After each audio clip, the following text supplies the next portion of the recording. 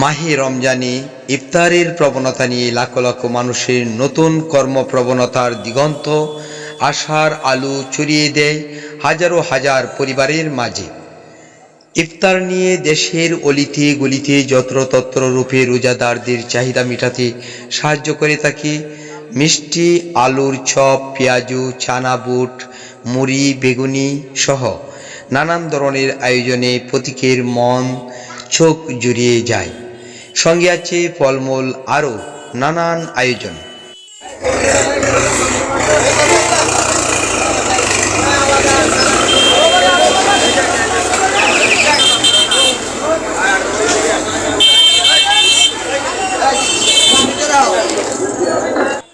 ইফতারের সময়ের কিছুক্ষণ পূর্বে নান্দাইলের অলিগলিতে বের হয়ে দেখতে পেলাম রোজাদারদের ইফতার গ্রহণের দৃশ্য।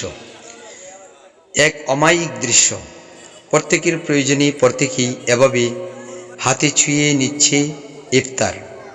অথচ এই রোজার মাসের পূর্বে কখনো যদি এভাবে হাতে ছুঁইতেন তাহলে দোকানদার ধমকি দিয়ে উঠতেন, আপনি ছুঁচ্ছেন কেন, আপনার হাত কি পরিষ্কার? এরকম বলাটা আজ দেখা যাচ্ছে না। সেই সঙ্গে মাসের প্রত্যেকটি ইফতারে মসজিদ, মাদ্রাসা, এতিমখানা, রাজনৈতিক সংগঠন সহ বিভিন্ন প্রতিষ্ঠান, পরিবার ইফতার মাহফিলের আয়োজন করে থাকে।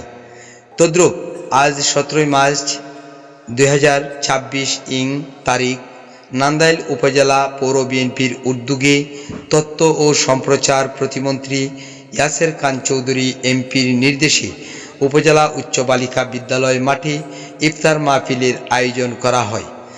উক্ত ইফতার মাহফিলে উপস্থিত ছিলেন নান্দাইল উপজেলা বিএনপির সিনিয়র যুগ্ম আহ্বায়ক মিজানুর রহমান লিটন, সদস্য সচিব এনামুল খাদির, বিএনপি নেতা নজরুল ইসলাম ফকির, আনোয়ার মাস্টার, বাবু পল্লব রায় সহ পৌরসভা বিএনপির নেতা নেতৃবৃন্দ।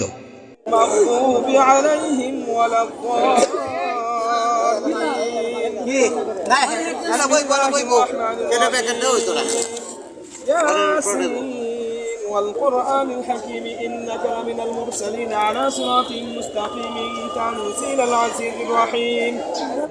উক্ত ইফতার মাহফিলে কোরআন পাঠ শেষে দোয়া পড়া হয়। দোয়ায় বেগম খালেদা জিয়া, প্রয়াত প্রেসিডেন্ট শহীদ রাষ্ট্রপতি জিয়াউর রহমানের আত্মার মাগফিরাত কামনা করা হয়।